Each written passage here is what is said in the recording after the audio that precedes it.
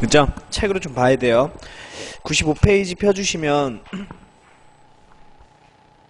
자 95페이지 펴면 경제 나옵니다. 볼게요. 자 전식과 중요한 부분을 했기 때문에 뒤에는 조금 금방금방 쭉쭉 나갈 수 있을 것 같아서 오늘 사회 파트까지 좀 가능할 것 같아요. 사회 파트 오케이. 자 보시면 경제 정책 기본 방향 보면 농업 중심이죠. 자 그래서 국초부터 개간을 장려했대요. 개간 작업을 우리가 뭐라 하냐면요, 황무지를 농경지로 바꾸는 작업을 개간이라 그럽니다. 개간. 그래서 일단 나라의 여러분 개간 작업에는 그냥 뭔가 하나 던져주고 해야겠죠.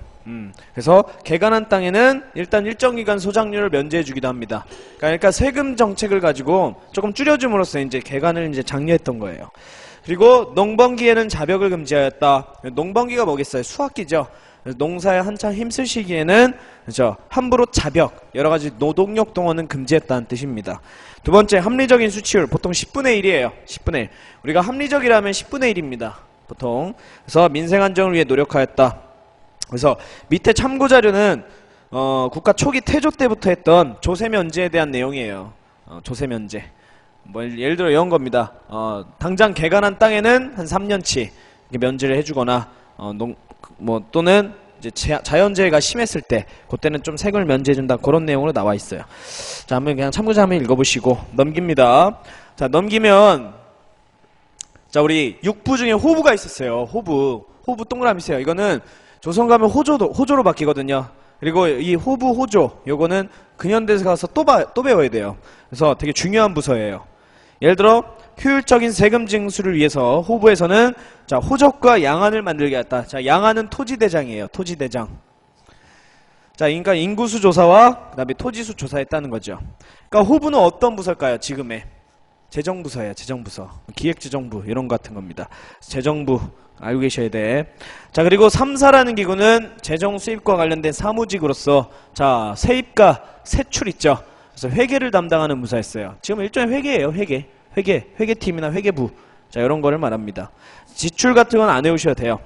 그래서 국가재정의 운영 담당 부서는 저 두 개입니다. 호부하고 3사 두 개 알아야 돼요. 호부 3사. 자 그 다음에 수치제도가 어땠냐. 자 동그라미 2번 보세요. 동그라미 2번 조세. 이거는 통일신라 때부터 똑같아요. 조세. 근데 다른 점이 하나 있습니다. 밑줄 치세요. 비옥한 정도. 밑줄 치세요. 비옥한 정도. 자 우리 신라 때는 그냥 10분의 1이었어요. 그죠?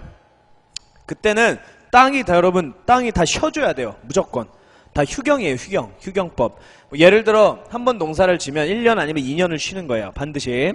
근데 이 고려 때부터 여러분 무슨 법이 등장하냐면 12법이란 게 등장해요. 12법. 비료를 주다라는 거예요. 비료를 주다. 거름을 주다. 자 그러니까 12법으로 있어. 여러분들 비료를 주다 보니까 어떻습니까? 휴경하는 땅이 있지만, 쉬어야 되는 땅이 있지만 휴경을 안 해도 되는 땅이 증가한 거야. 안 해도 되는 땅. 자 그러니까 토지 비옥도라는 게 생긴 거예요. 고려시대 때. 이해가요?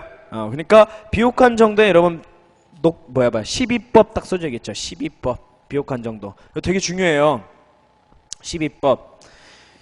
자 고려 때 우리나라는 12법이라는 비료 주는 법을 알게 되는 겁니다. 그러다 보니까 자 토지를 3등급으로 구분하고 10분의 1을 징수했다. 자 꼭 기억을 해줘야 돼요. 자 그 다음에 공납. 이건 똑같습니다. 집집마다 특산물을 현물로 납부하는 게 공납이다. 공납. 그래서 중앙에서 이제 각 지방에 뭐 하는 거예요? 각 지방에 전달을 하는 거죠? 맞지? 각 지방에 해당하는 특산물을 이제 거두라고 이제 명령을 하는 거야. 그래서 여러분들 지방간이 있는 곳은 지방간이 거뒀겠죠? 지방간은 이제 명령하에. 자 근데 지방간이 없는 곳은요? 향리들이 집집마다 거뒀던 거예요. 그치? 그래서 곳곳에 거둬서 중앙으로 상납하였다. 자 이게 바로 공납입니다. 자 그 다음에 역 밑줄 칠게요. 16세에서 60세 이하의 남자다. 그래서 군역 혹은 막노동인 요역에 부과되었다. 이건 같습니다. 그래서 이거 꼭 기억을 해주십시오. 세 개가 수치제도예요. 수치제도. 자 그 다음에 우리 토지제도는 어제 배웠잖아요. 저번 주에. 그쵸? 전식과 체제입니다. 자 우리 심화학습에서만 좀 볼게요. 심화학습 잘 보세요. 97쪽에 자 역분전은 충성도와 인품에 따라 경기해하나요. 자 밑줄 지워주세요. 경기해하나요 지워주세요. 경기해하나요. 이거는 논란이 좀 있는데 아마 시험에 나오진 않을 겁니다. 그래서 그냥 충성도와 인품에 따라 논공행상으로 지급하였다. 그래서 약간 어땠어요? 주관적으로 줬다 그랬어요, 제가. 자, 근데 경종 때 시정전시과가 만들어진다. 그래서 공복제도와 역분전제도를 토대로 전현직 대상으로 전국에 지급하였다. 알겠죠? 자, 그 다음에 개정전시과 목종, 이때 뭐만 고려해요? 인품 요소가 없어져요. 이제 관직자들만 고려합니다. 그래서 전현직 대상으로 지급했지만 밑줄 칠게요. 이전보다 누구에 대한 지급량을 줄였대요. 전직에 대한 지급량을 줄였다, 얘기가 나올 거예요. 전직에 대한 지급량 줄였다. 그죠? 그리고 한편 무관보다는 문반을 우대하였다. 같은 등급이어도 문관을 더 많이 준 거예요. 자, 그 다음에 여러분 안 배운 게 하나 있습니다. 한획과 동그라미세요. 한획과. 한획과를 설치했대요. 자, 한획과는 뭐냐면요, 말 그대로 18등급에 편입되지 않은 하급관리에게 지급한 거래요. 그러니까 중앙에 18등급에 들어가지 않은 그 밖에 빠진 관리들을 말합니다. 그래서 한획과라 해서 별도로 줬다는 거예요. 근데 우리가 구체적인 내용은 알 수 없어요. 그러니까 여러분들이 한획과에 대해서 뭘 물어보진 않을 거예요. 그냥 한획과가 이때 있었다, 그것만 기억을 해주시면 되는 거예요. 그 다음에 경정전시과, 이때는 토지 부족으로 이제 전직에게 안 주고요, 이제 현직만 주기 시작한대요. 그 다음에 무신에 대한 차별대우 시정이 이루어졌다 얘기했어요. 왜 무신에 대한 차별대우 시정을 왜 해줬어요? 그전 현종 때 거란 침입을 막아냈었죠. 그치? 그거에 대한 공로라 그랬습니다. 그 다음에 5품 이상 고관 대상의 공음전, 그래서 공음전시과라 부르기도 한다 그랬죠. 그래서 하급관리에게는 한인전, 승려에게는 별사전이란 땅을 주었다. 난 밑줄 칩니다. 한획과를 폐지하였다. 아까 개정에 있었던 한획과, 요거를 폐지했다는 게 무슨 뜻이냐, 이 한획과가 18등급에 빠져있는 관리들이라 그랬죠. 얘네들을 다시 전시과 쪽에 집어넣어준 거야. 그래서 폐지해요.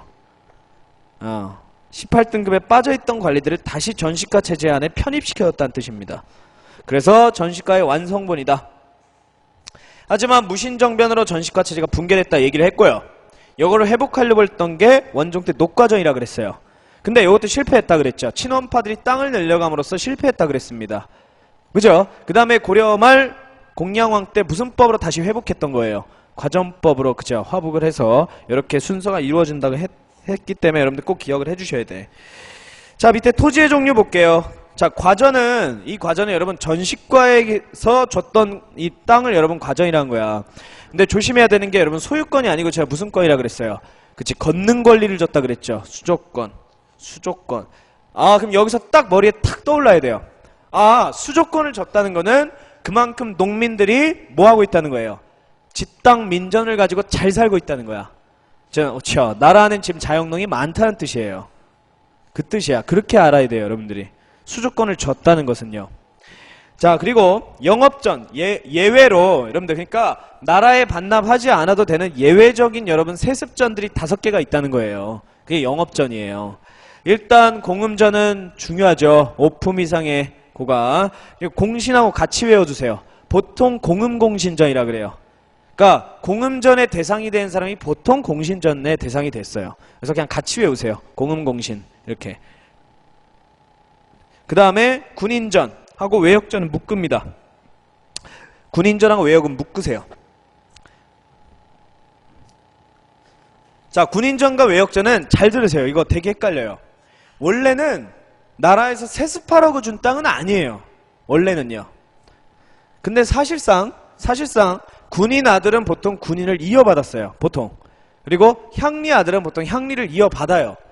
그러니까 사실상 원래는 국가에서 공식적으로 너 세습해 라고 준 건 아니지만 아들들이 계속 이어받으니까 세습해 나갔겠죠. 그죠? 그러니까 사실상 세습전이란 뜻이에요. 좀 애매모호할 거야, 여러분, 말이. 법적으로 너 세습해 이렇게 준 건 아니에요.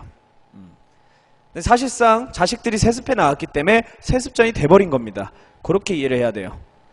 아무튼 영업전에 속한다. 그 다음에 내장전은 이건 별도로 외워주시면 되잖아. 왕실의 경비를 충당하는 토지다. 왕실 사람들이 먹고 사는 토지예요. 그러니까 당연히 세습이죠. 왕실인데. 그래서 요 5개 꼭 알아두시고. 그 다음에 한인전은요, 뭐예요? 하급관리의 자질을 아직 관직에 오르지 못한 사람이 지급했다. 그러면 관직에 올라가면 당연히 어떻게 해야 돼요? 반납하는 거지. 그치? 그러니까 영업전이 아니죠. 그치? 그 다음에요, 구분전은 하급관리와 군인의 유가족에게 지급했다. 하급관리와 군인이 사망했을 경우, 갑자기 사망했을 경우 일종의 보험금으로 지급해 준 거예요. 그러면 이 가족도 몰락하면 당연히 어떻게 해야 돼요? 반납하는 거예요. 알겠죠? 그러니까 이것도 영업전이 아니다.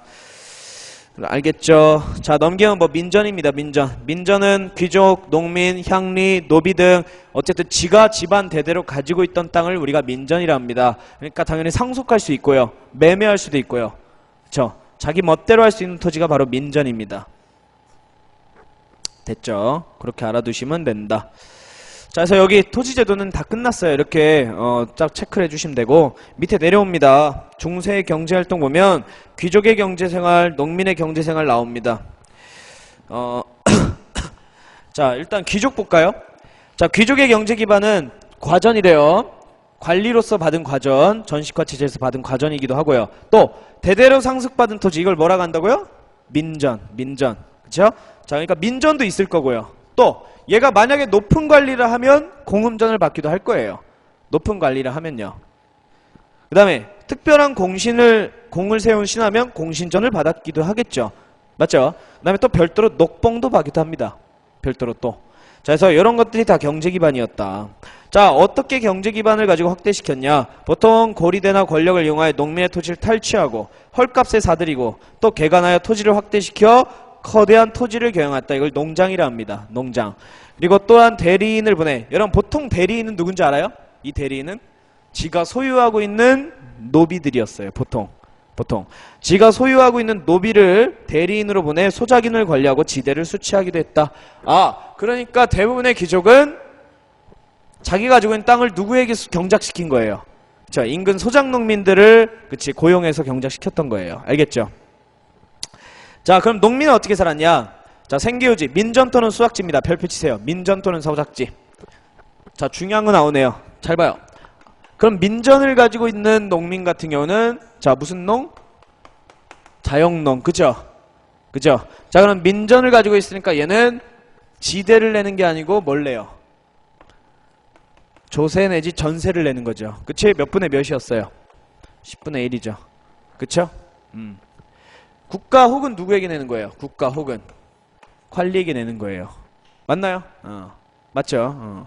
국가가 직접 걷기도 하고요. 혹은 이 관리에게 이 땅이 수조권으로 설정이 됐을 때 관리가 걷는 거예요. 아무튼 10분의 1이에요. 됐죠? 자, 근데 자, 민전이 없는 놈을 뭐라 그래요? 소작농이라 그런 거야. 됐죠? 그럼 얘는 주위 인근 땅을 빌려야겠죠? 그럼 국가 땅을 빌립니다. 그러면 지대로 몇 분의 몇 낸다 그랬어요? 월세로 2분의 1 낸다 그랬어요. 월세. 그죠? 조세 내는 게 아니잖아요. 지 땅이 없으니까. 자, 그리고 귀족. 보통 귀족의 땅을 빌렸겠죠. 그럼 지대로 몇 분의 몇이에요? 아우, 잘못 말했다. 2분의 1이 아니고 여러분, 국가는 4분의 1이다. 4분의 1. 미안해요. 자, 일반 개인의 땅을 빌 경우에는요. 그치? 2분의 1이죠. 2분의 1. 오케이? 그러니까 국가 소유의 땅을 빌 경우가 좀 더 싼 거예요. 월세가 더 싸다고 보시면 돼요. 월세가. 근데 이런 경우가 많았어요. 근데 사실은 이게 대체적으로 보면 자영농이라 하더라도요, 남는 시간에 소작하는 농민도 많았어요. 그러니까 보통은 농민들이 이렇게 겸합니다. 왜요? 지 땅으로 자기 처자식 먹여 살리기는 힘들기 때문에 자, 인근 또 소작지를 하기도 해요. 남는 시간에. 보통 그렇게 살았답니다. 그러니까 되게 힘든 삶이죠. 일어나서 죽을 때까지 뭐만 하는 거예요? 잠들기 전까지 동상하는 거야. 그쵸? 욕 나오는 삶인 거지. 욕 나오는 삶. 맞나요? 자, 그래서 보통 이렇게 살았다. 그래서 경작하였다. 또 혹은 또 시간이 나오면 뭐 하기도 합니까? 품팔이 하기도 하는 거예요. 품팔이. 머슴질도 한 거예요. 굉장히 힘든 일입니다. 됐죠? 자, 그리고 농업기술의 발전이 나오는데 잘 보세요. 수리시설, 농기구, 종자개량 이런 걸 외울 필요 없습니다. 근데 딱 외워야 될 게 나오네. 자, 무슨 법 발달이에요, 여러분? 소를 이용한 깊이가리를 우리가 무슨 법이라냐면 심경법이라 그래요. 써주세요. 심경법. 깊게 판다는 거예요. 심경법. 그 다음에 12법 나와 있네요. 12법. 그래서 12법 발달 위에다 이렇게 써주세요. 자, 고려시대에는 녹비법과 태비법이 있었습니다. 녹비법, 태비법. 녹비법, 태비법. 녹비법, 태비법. 이게 12법 종류예요. 2개. 자, 이런 걸로 인해서 휴경기간이 단축되었다. 그러면 쉬지 않아도 되는 땅이 증가한 거야. 토지가 좋아서요. 그럼 그거는 새로운 작물을 돌려줄 수 있겠죠. 쉬지 않고요. 그래서 옆에 뭐라고 써 있어요? 2년 세작물을 돌려줄 수 있는 윤작법이 등장했대요. 동그라미 치세요. 윤작법. 돌려짓기법이에요. 자, 그럼 무조건 봐봐요. 윤작법과 시비법 둘 중에 뭐가 선행돼야 돼요? 반드시. 논리상. 당연히 시비법이 선행돼야지 윤작법을 할 수 있는 거예요. 무슨 말인지 알겠죠? 꼭 기억하셔야 돼요, 이거. 시비법이 돼야지 윤작법이 될 수 있는 것이다. 그래서 잘 봐요. 보통 녹비법, 퇴위법이 고려 중기거든요. 그럼 당연히 윤작법은 중기 이후겠죠? 그래서 보통 우리가 윤작법은 고려 후기에 이르러 점차 나타났다 이렇게 교과서로 나와 있어요. 그러니까 알아야 돼.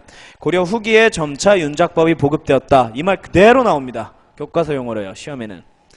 고려 후기에 2년 3적의 윤작법이 점차 보급되었다. 그 다음에 후기에는 논농사에서도 조금 뭔가 생긴 겁니다. 우리가 알고 있는 모내기법. 모내기법. 중국에서 들어와요. 그래서 후기 남부 일부 지방에서 이양법이라 하기도 하고요. 모내기법이라 하기도 해요. 이양법, 모내기법. 자, 이런 게 나타났다라는 겁니다. 하지만 고려 후기에는 대체적으로 권문세족들 때문에 대부분 소작인이나 그들의 노비로 전락해버렸다. 자, 이런 내용이 나옵니다. 그래서 이렇게 경제활동 비교해 주시면 되고. 자, 밑에 수공업자하고 이제 상업 나옵니다. 잘 보세요. 자, 고려정기 다 배운 거야, 여러분들. 고려정기에는 여러분 무슨 수공업이래요? 소수공업이랍니다. 별표 치세요. 소수공업. 이게 신라하고 비교되는 거예요. 소수공업. 자, 보세요. 고려시대 초기의 대표적인 지역을 우리가 소라 합니다. 소. 자, 소는 차별받는 평민들을 집어넣은 곳이에요. 그래서 여기서는 국가에서 필요한 물품을 계속 만들게 합니다. 이해가요? 그래서 금은, 철, 구리, 실, 옷감, 먹종이, 차 이런 것들을 계속적으로 생산하고 가공해서 국가에 평생 동안 납부하게 한 것이 바로 소지, 소지역. 그러니까 여기에서는 분명히 난이 있을 수밖에 없는 거예요. 한 번은 터지겠지? 맞죠? 그리고 굉장히 벗어나고 싶을 거 아니에요. 이 지역에서 사람들이. 그래서 그런 내용이 좀 뒤에 나올 겁니다. 그 다음에 두 번째는 관청수공업이다. 자, 소라는 지역에서 만들게 하기도 하고요. 자, 이제 기술이 뛰어난 수공업자들을 어디에 등록시켰대요? 공장안. 공장안은 뭐냐면요, 관청수공업자 명단을 말합니다. 관청수공업자 명단.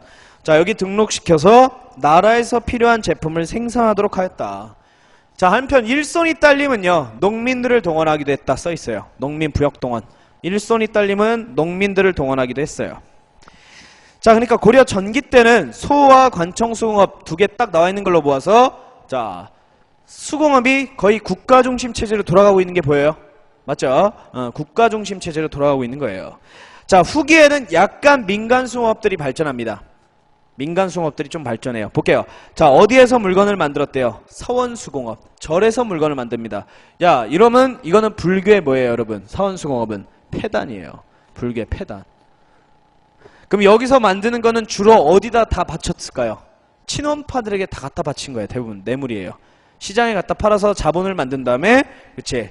이 친원파들에게 뇌물을 갖다 바치거나, 그러니까 부정부패입니다. 이 서원수공업은요. 자, 아무튼 이렇게 국가가 아닌, 그렇지, 민간에서 이렇게 물건을 만들기도 했다는 거예요. 두 번째는 민간수공업. 그래서 밑에 화살표 나와 있죠. 밑줄 쳐보세요. 본래는 여러분 농촌에서 가내수공업을 했는데, 집에서 만들었는데요, 곡물로 바치거나 팔기 위해서 삼배, 모시, 명주 등을 생산하기도 했다는 거예요. 그러니까 집에서 물건을 만들면 일부는 세금으로 바쳤지만 일부는 시장에 내다 갖다 팔기도 했다는 뜻입니다. 알겠죠? 그래서 이렇게 일부적으로 민간수공업이 발전하기도 했다. 자, 이거 알고 계시고. 자, 그 다음에 상업활동 볼게요. 상업활동. 자, 상업활동도 여러분 전기에는 당연히 국가 중심체제로 돌아가요. 그리고 후기에는 약간 민간도 상업이 발전하는 거예요. 오케이? 항상 이런 식이야, 여러분들. 조선도 마찬가지예요. 조선도 처음에는 상업, 수공업 다 국가체제야. 그리고 후기로 갈수록 점점 민간화돼 가요. 시대가 항상 비슷합니다. 이런 식으로. 자, 도시 봅니다. 자, 고려전기 도시는 개경에 시전이 설치됐대요. 동그라미 쓰요. 시전. 수도에 시전이 있었대요. 근데 어떤 상점이랍니까? 귀족의 물품을 취급하는 구경점포래요. 그러니까 국가가 운영하는 구경점포죠. 상점이죠. 자, 그래서 서적점, 약점, 주점, 다점, 자, 이런 관영상점들이 많았다. 그리고 경시서가 있었다. 동그라미 쓰요. 경시서. 경시서는 그러면 누구를 감독하는 거예요? 시전을 감독하는 기관이에요. 시전. 우리 신라 때도 있었잖아요, 여러분. 동시전. 이런 거 있어요. 똑같은 겁니다. 자, 그 다음에 지방. 자, 지방은 그나마 관하 근처에 임시시장이 있었다. 동그라미 세요. 임시시장. 그러니까 활발하지는 않았다는 뜻이에요, 여러분들. 활발하지는 않았다. 그래서 일용품이나 거래될 정도다. 그 다음, 그러니까 대다수 여러분, 그러니까 좋은 물건을 구하려면 일단 어디로 가야 돼요? 그치? 무조건 수도로 가야 돼요. 그렇게 민간 상업이 발전하지 않았다는 뜻이에요. 근데 우리 후기 봅시다. 후기 보세요. 시전의 규모가 확대되어 도성 밖으로 상권이 확대됐다. 조금 어때요? 시장이 커지고 있네요. 그치? 그 다음에 두 번째 지방보입니다. 행상의 활동에 따라 조은로를 중심으로 물품이 거래되기도 했고 원 중심의 상업활동이 전개됐다. 그러니까 지방에서도 조금 시장이 많아졌다는 뜻이에요. 조은로. 조은로가 뭐예요, 여러분? 조은로. 저기 배웠는데, 자, 여러분 고려시대는 세금을 거두면 뭘로 옮긴다 그랬어요? 조은이라 해서 배로 옮긴다 그랬어요. 배. 그러니까 조은로는 교통로예요. 일종의 교통로. 사람들이 많이 왔다 갔다 거리는 교통로입니다. 그래서 교통로를 따라서 시장이 만들어지기도 했다는 뜻이에요. 교통로. 그리고 여기 써있는 원은 뭐냐면요. 원. 이거는 지방 곳곳마다 설치한 여관입니다. 여관. 그래서 여관을 중심으로 임시시장 같은 게 만들어지기도 했다는 뜻이에요. 그래서 후기에는 전기에 비해 조금 시장이 넓어진 거예요, 여러분들. 곳곳마다. 그렇게 좀 이해하시면 돼. 넘길게요. 3번은 그냥 넘어가고요. 자, 그 다음에 화폐 고리대 유행입니다. 자, 화폐는 어떻게 되냐면, 공부를 어떻게 하셔야 되면, 일단 화폐의 종류는 외우세요. 일단 외워야 돼. 이건 어쩔 수 없어요. 자, 건원중보가 이거 우리나라가 최초의 화폐입니다. 우리나라 최초의 화폐 건원중보. 무조건 외워야겠죠. 건원중보. 그 다음에 사만통보, 해동통보, 그 다음에 활구, 혹은 은으로 만들었다 그래서 은병. 자, 이런 것들을 만들어 강제로 유통시키려 했다. 자, 그러면 잘 보세요. 왜 화폐를 만들어서 유통시키려 했을까요? 왜? 이유가 있어요. 첫 번째, 가장 중요한 이유가 이거예요. 정부가 나라의 경제를 장악하기 용이하다. 이게 제일 중요한 목적이에요. 정부가 나라의 경제를 장악하기 용이하다. 무슨 뜻이에요? 뭘 조절하기 쉽다는 걸까요? 화폐 주제에서 찍어내고 걷어냄으로써 뭘 조절할 수 있어요? 화폐 정책으로 물가 조절이 가능하죠. 그렇죠? 자, 물가 조절이 쉽다. 그래서 화폐 정책으로 바꿔야 된다. 그러면 이미 중국에서는 여러분 하고 있었다는 뜻이야. 그러니까 우리나라에 이걸 도입시키려 했다는 거예요. 두 번째. 그 다음에 두 번째가 뭐냐? 자, 운송이 편리하답니다. 곡식보다 운송이 편리할 거 아니에요. 맞죠? 곡식보다는. 두 번째, 뭐가 편리할까요? 또 보관이 용이하겠죠? 보관. 됐나요? 자, 요런 용이한 내용들이 있기 때문에 이걸 찍어내서 계속 뿌렸다는 거야. 근데 우리가 방금 봤어요. 일단 여러분, 아무리 고려 후기라 해도 수공업이나 아니면 상업 둘 다 어쨌든 약간 민간이 중심이 되는 것 같아요. 국가가 중심이 수도가 중심이 되는 것 같아요. 민간보다는 수도가 중심이 되죠. 그치?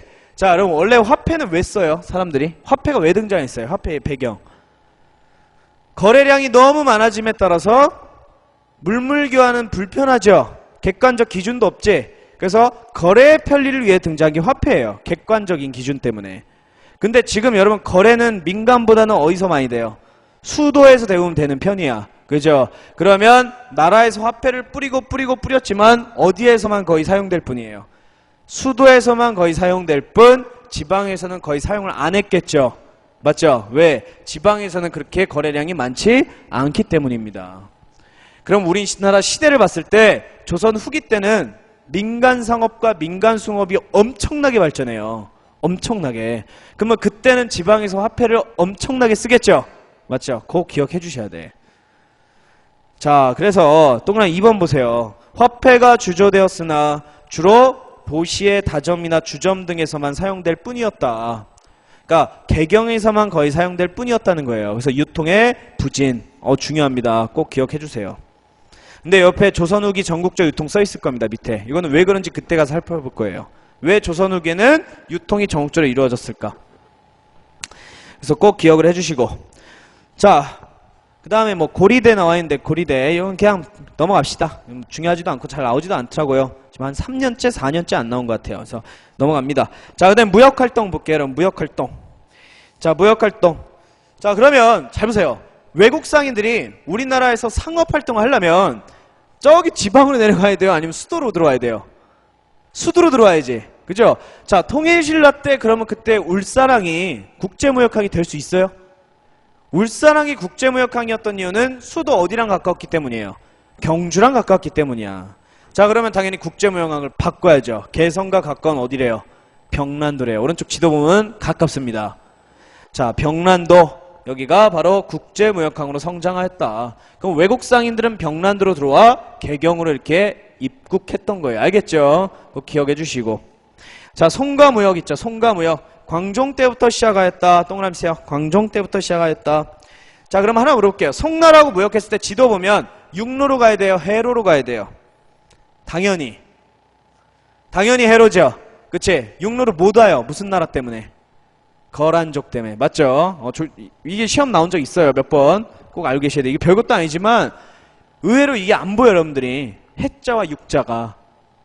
잘 보셔야 돼요. 그러니까 나와서 시험작 나와서 보여요. 이게. 그래서 꼭 확실히 알고 계시고. 자, 그래서 나전칠기, 화문석, 종이, 인삼 등을 수출하고 우린 여전히 비단약재 서적을 수입하였다. 수출품은 좀 알아두시고. 자, 일본 대체적으로 활발하지 못했다. 그 다음에 여기 안 써있지만 거란이나 여진과도 대체적으로 활발하지 못하다는 거예요. 어느 나라에 비해 이렇게 얘기를 하는 거예요, 여러분. 어느 나라에 비해? 송에 비해, 여러분. 송에 비해. 송에 비해 이 거란, 여진, 일본과는 대체적으로 활발하지 못했다. 왜요? 얘들은 계속적으로 뭐한 애들이에요? 침략자들이었죠? 다 목적이 뭐예요? 뭐 약탈입니까? 식량 약탈이었어요. 그러면 지도 한번 봐봐요. 지도에서 일본하고 거란하고 여진하고 다 같이 걔들이 수입하는 공통적인 물품이 있을 거예요. 가져가는 물품이 있을 거야, 지들이. 다, 전부 다, 그쵸, 곡식. 나와있죠. 다 체크해주세요. 곡식. 일본, 거란, 여진, 전부 다 곡식을 공통적으로 수출해 갑니다. 아, 수입해 가요, 수입. 이게 되게 중요해요. 그러니까 걔들이 침략한 목적 자체는 무조건 식량인 거야. 들어오는 목적은요. 잘 알고 계시라고. 자, 그 다음에 아라비아 상인이 들어오기도 합니다. 그래서 우리나라에서 수은, 향료, 산호를 수출하고요. 그 다음에 고려라는 이름이 서방세계에 알려지기도 했대요. 자, 하나 물어볼게요. 자, 아라비아 상인들은, 서역 상인들은 어느 나라를 통해서 들어왔겠어요? 당연히. 그치. 송 거쳐서. 송에서 배 타서 어디로 들어오는 거예요? 병란도로 들어오는 거예요. 알겠나요? 오케이. 송 거쳐서 들어옵니다. 자, 원간섭기 때 무역은 이 사무역이 활발해져. 여기서 사무역은 밀무역이다. 밀무역. 몰래 무역하는 걸 말하죠. 자, 밀무역이 활발해져 상인들에 의해 금은말 등이 지나치게 유출되어 자, 국내 문제가 자원 문제가 발생하기도 하였다. 뭐 이런 내용도 나와 있죠. 자, 그래서 경제 파트에서는 여기서는 우리가 딱 배웠는데 제일 중요한 건 뭐예요? 제일 중요한 거는 일단은 토지제도고요. 토지제도 제일 중요한 거. 그 다음에 두 번째 반드시 체크해야 될 부분이 뭡니까? 전세, 공물, 아니 공납, 여거 딱 세 개 구분해 주시고. 그 다음에 해야 될 게 뭐예요? 상업, 수공업, 화폐, 무역활동 요거예요. 거의 이것만 하면 다 맞출 거예요. 그러니까 거의 이 안에서만 나와요. 지금 말한 부분 있죠? 그래서 지금 말한 부분만 확실하게 해주시면 뭐 해두시면 됩니다. 근데 뭐 적진 않아요. 막상 공부 시작하면 적다고 생각은 안 들 거야. 왜냐하면 특히 토지제도 하면 되게 오래 걸려요, 여러분들이. 그래서 공부를 잘 해주시면 되겠죠. 자, 사회 파트 보기 전에 잠깐 문제 좀 볼게요. 경제 관련 문제 몇 문제만 풉시다. 몇 개 없을 거예요, 아마.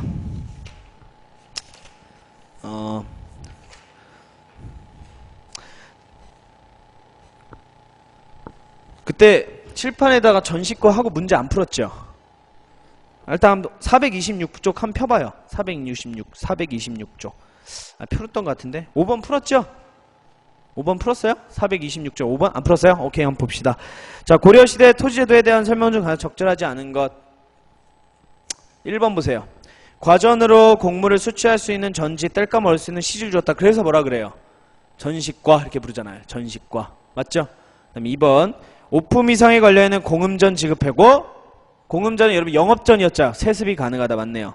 3번. 지방의 각 관청에는 구분전. 여러분 구분전 뭐였어요 아까? 구분전이 뭐냐면 입구자예요. 입을 채워준다라는 뜻이야. 유가족에게 준 일종의 보험금이라 그랬어요. 보험금. 틀렸죠? 그죠? 사원에는 사원전 맞습니다. 자, 그러면 관청에 지급한 땅은 그냥 거기 써놔요. 관청에 지급한 땅은 뭐라 하냐면 공회전이라 그래요. 공회전. 자, 써놓습니다. 그냥 거기다가 공회전. 구분전은 유가족에게 지급한 토지였다. 정답은 3번입니다. 3번. 공회전. 중앙과 지방의 각 관청의 운영경비로 지급한 땅을 공회전 이렇게 불러요. 자, 4번. 관리에게 보수로 지급된 과전은 수조권만 가진 토지였다. 맞죠? 수조권. 오케이. 자, 정답은 3번. 자, 그 다음에 12번 보세요. 12번. 428쪽에 12번. 자, 5품 이상 관리의 자손이 공음전을 받을 수 있었던 것에 대응하여 6품 이하 관리의 자손에게는 뭘 줬다? 6품 이하 관리의 자손. 그래서 얘가 관리로 나아가면 반납해야 돼요. 한인전. 그쵸? 한인전. 그 다음에 자손이 없는 하급관리의 유가족. 아까 뭐라 했어요? 입을 채워준다 그랬잖아. 구분전. 그쵸? 구분전. 정답은 4번입니다. 4번. 이게 지방직 구급 문제고요. 질다음에요. 그 다음에 21번 봅니다, 여러분. 21번. 자, 21번 한번 풀어보세요. 21번 풀어봐요. 풀 수 있어야 돼요, 여러분들이. 21번.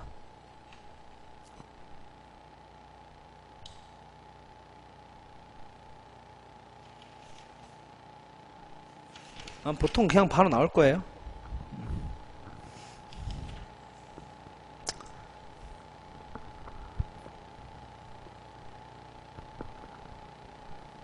옳은 거예요, 옳은 거. 몇 번이에요? 바로 나오죠? 그치, 1번, 1번. 자, 2번은 뭐가 틀렸어요? 한인전이죠. 한인전. 3번은요?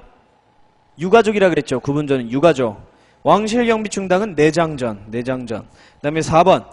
인품과 관직을 고려한 거는, 둘 다 고려한 거는 시정이에요, 시정. 그치? 개정 때는 인품 요소 없어집니다. 자, 5번. 중앙과 지방관청 경비. 그냥 써놨죠, 아까. 공회전. 그쵸? 그래서 정답 1번이야. 그러니까 여러분, 이 서울시 문제 풀면 거의 뭐 고려의 토지들 있죠? 이건 다 섭렵하는 거예요. 여기 안에서 거의 벗어난 게 없으니까 이 안에 있는 거 쭉쭉 외워주시면 되는 거예요. 자, 23번. 한번 풀어보세요. 23번. 옳은 거예요, 옳은 거.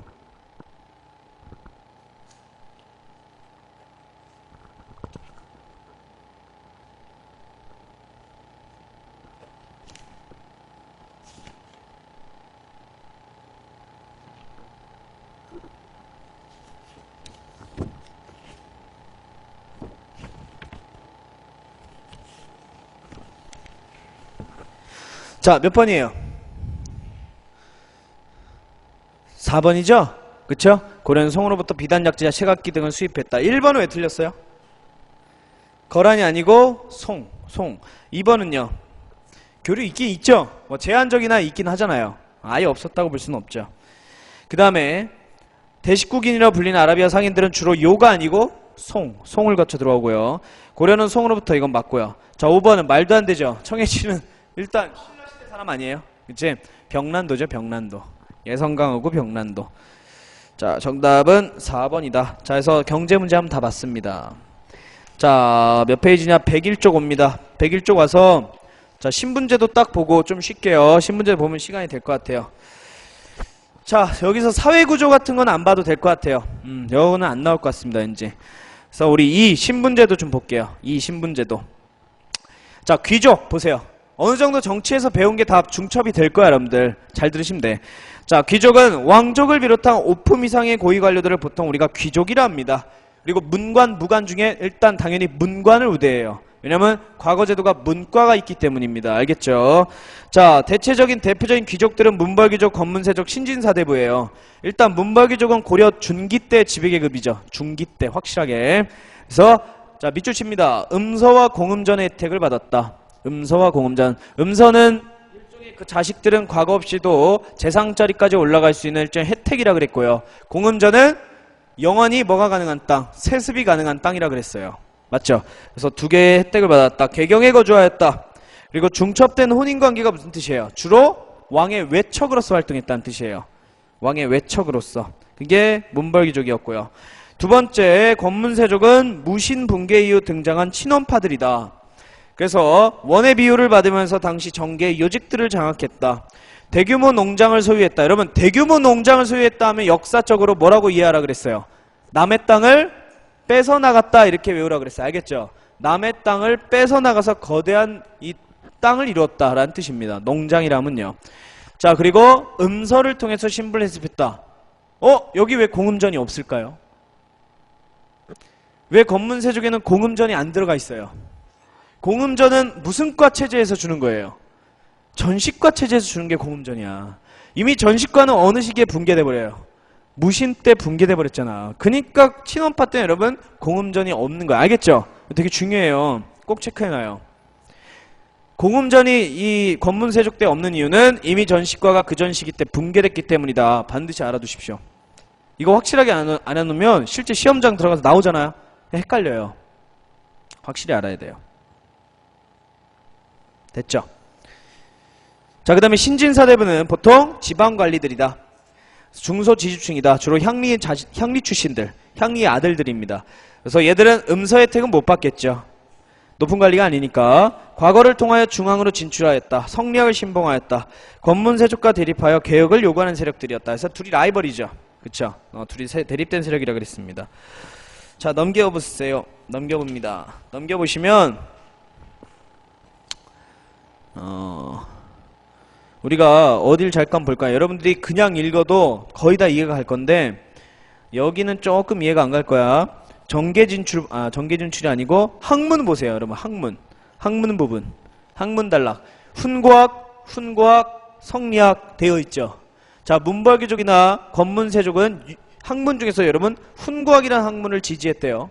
그리고 신진사대부는 성리학이래요. 성리학. 자, 요거에 대해만 조금 얘기를 해줄게요. 요거에 대해만. 자, 잘 봅니다. 좀 어려워요.